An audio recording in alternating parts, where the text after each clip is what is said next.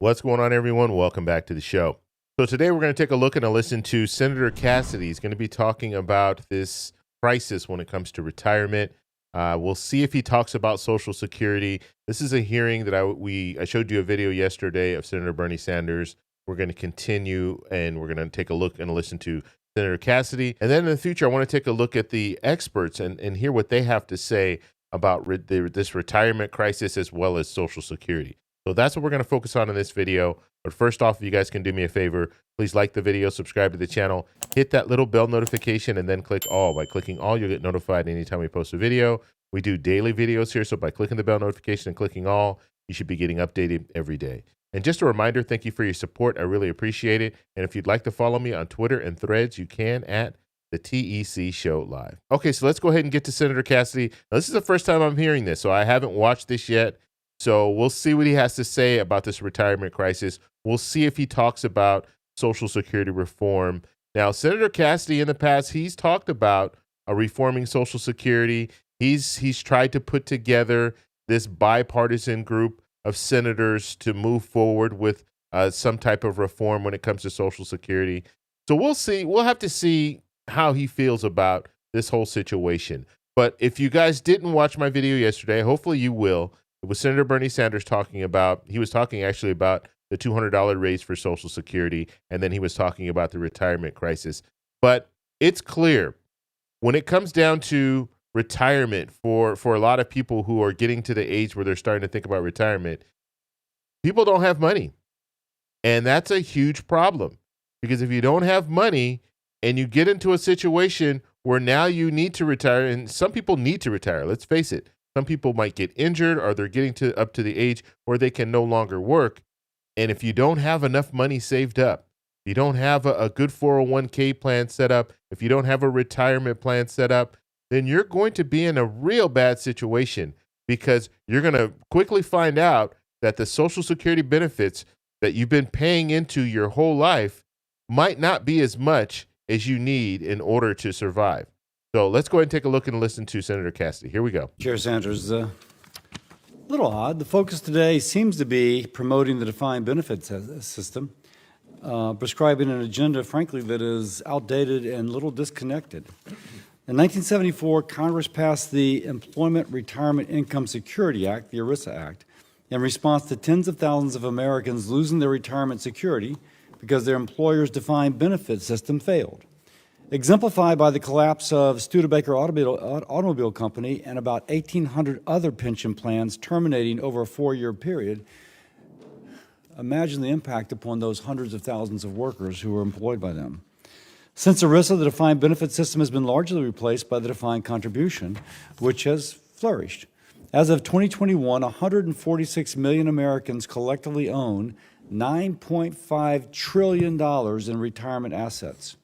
Now, the advantage of the defined contribution system, why many have flocked to it, is that workers own their own retirement system. No matter what happens to the worker's current or previous employer, their retirement funds are secure.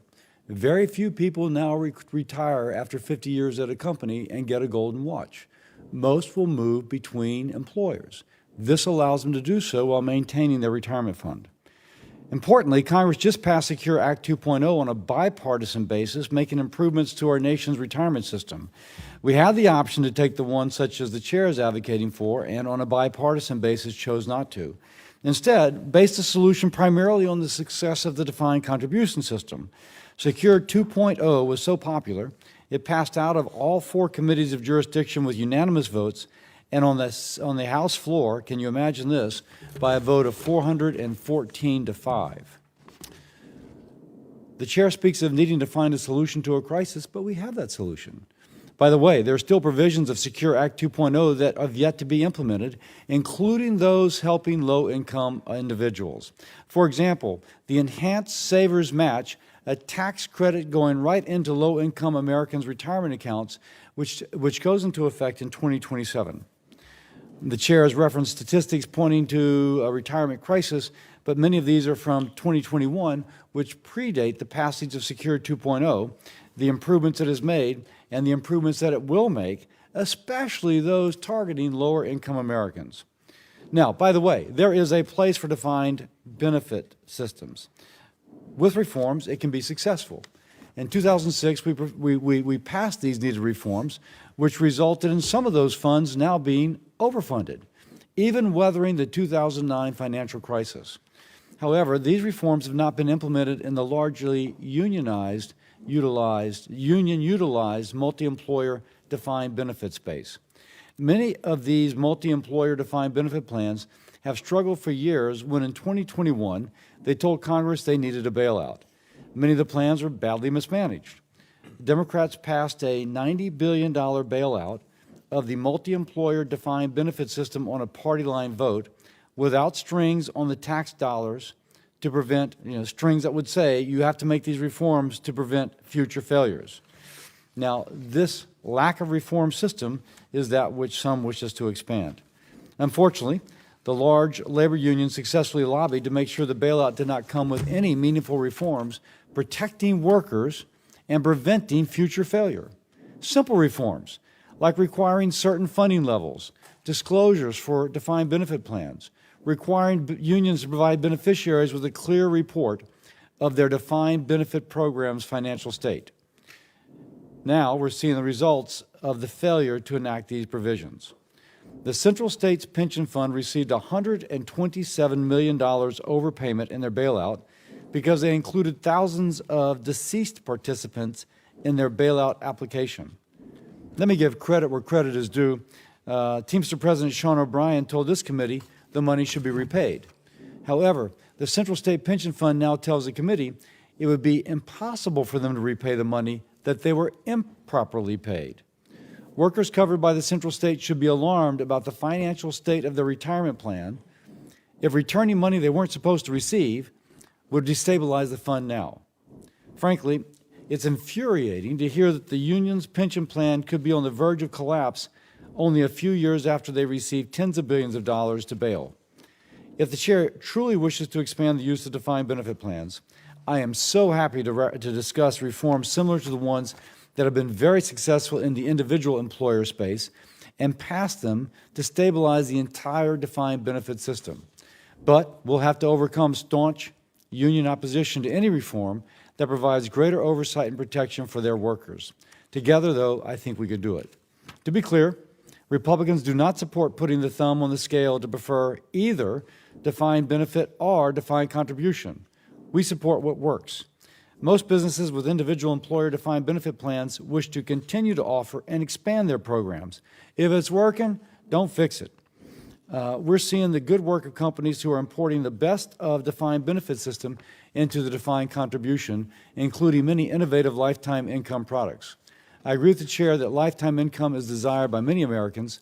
Let's make it easier for the defined contribution to include them. There are things we can do on a bipartisan basis, which is why it was disappointing that rather working together to hold a bipartisan hearing, the majority planned this hearing on a partisan basis with no input from the minority on scope or legislative focus. We will need something bipartisan to pass with 60 votes. We can do it. Earlier this year, Senator Kaine and I introduced two bipartisan bills. The Helping Young Americans Save for Retirement Act makes it easier for younger workers between the ages of 18 and 20 to save for retirement by removing barriers currently making it harder to join an employer's retirement plan. The Auto Enroll Act of 2023 assists workers who previously declined to participate or contributed little to the employer's pension plan. Many workers earlier in their career make less money. They want the money in their paycheck to pay for bills as opposed to contributing to retirement. But when their wages grow, we find they forget to opt back in to start contributing to their retirement. This legislation allows the business to periodically auto-enroll employees back into their plans with the option to opt out, but that way they don't accidentally miss out on crucial years preparing for retirement. I hope the chair will indulge us with a markup of these bipartisan pieces of legislation. In closing, many other members of this committee had wonderful ideas that were included in the Secure 2.0. It would be great to explore the current effectiveness of these provisions and discuss any other creative ideas that enhance the system we have. Thank you, and I yield. Okay, so that was Senator Cassidy. Now, I have one question for Senator Cassidy when it comes to what he was talking about. One question. What type of retirement do you currently have? He currently is receiving a pension. So he's kind of putting pensions versus 401k retirement plans, like a private retirement plan. Now, there are some benefits to having a private retirement plan. And he stated one of them. If you go from one job to the next, you can take that 401k, you can take that retirement plan with you. And so that is a good thing. But what type of retirement plan is he currently receiving? He's currently receiving a pension. And so that right there should tell you something. These Congress people that are talking about, and he was saying, there's corruption in pensions and things like that. But one thing I will tell you, and that's some of that is true. Where there's money, there's corruption. Okay? Some politicians are corrupt. Why are they corrupt? Because of money. Money and power, I guess you can say, when it comes to lawmakers. But when we're looking at a pension plan, the good thing about a pension plan is you will have it for the rest of your life. When you start receiving these retirement plans, the 401ks, they'll go up and down. And when the money runs out, the money runs out. So if you don't have enough saved up, then you are going to be stuck.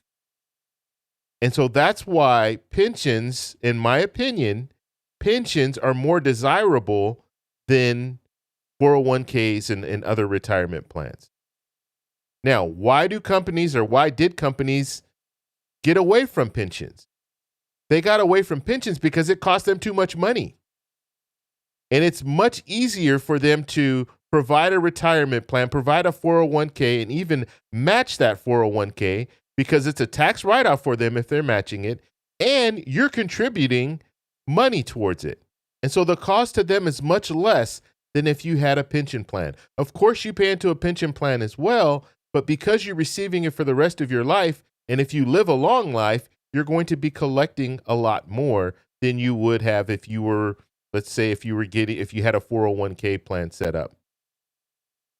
And so it's very interesting. And Senator Cassidy, he's trying to say, well, it's not a Democrat-Republican thing. But if you saw my video yesterday, Senator Bernie Sanders had a much different take on this whole situation and how we should move forward than Senator Cassidy did. And so I want to know what you guys think about Senator Cassidy as far as this whole pension versus 401k or pension versus retirement plan. Let me know what you guys think about this. Because like I said, the biggest benefit of a pension is you're going to receive it for the rest of your life. And when it comes to 401ks, if your money runs out, your money runs out. If the stock market tanks, guess what? Your 401k is going to tank as well. And there are no guarantees. And so you could be in a situation where you find yourself not having enough money to retire and having to work a lot longer. And then when you get to that age of retirement to receive Social Security, let's say your full retirement age, you get to 67. Now you're looking at your Social Security, what you're going to be receiving in Social Security, and then you're looking at your 401k or your retirement plan, and you're saying to yourself, there's no way that I can live on this. And you're still looking at the possibility of outliving your retirement. You don't outlive a pension, but you can outlive your 401k retirement.